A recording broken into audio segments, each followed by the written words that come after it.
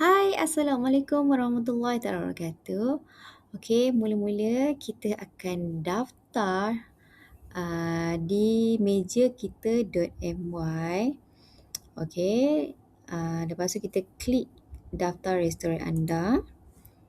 Okey, kita klik pada daftar. Okey, masukkan kita punya nama penuh. Okey.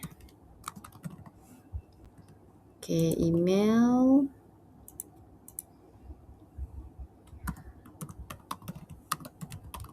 Okey, lepas tu klik pada daftar akaun.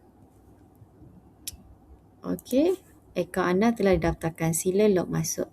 Okey. Masukkan nama restoran.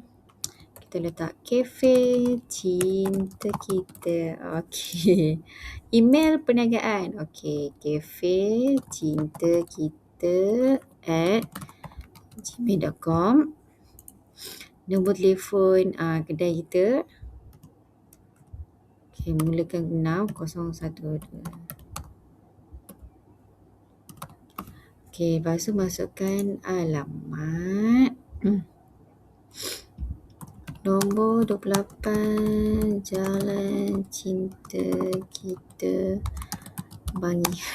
Jangan pergi cari pula, tak ada ni. Okey, klik teruskan.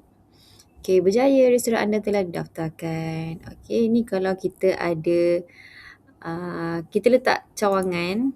Okey. Nama cawangan Cafe Cinta Kita Bangi. Macam itulah. Okey. Okey, lepas tu masukkan nombor telefon, alamat cawangan yang pertama. Okey. Okey, tambah cawangan. Okey.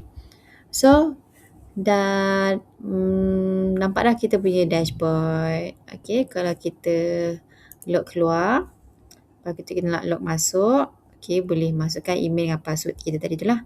Okey, dan klik log masuk. Okey, itulah cara nak daftar restoran ataupun kedai dekat meja kita .my. Itu saja. Terima kasih.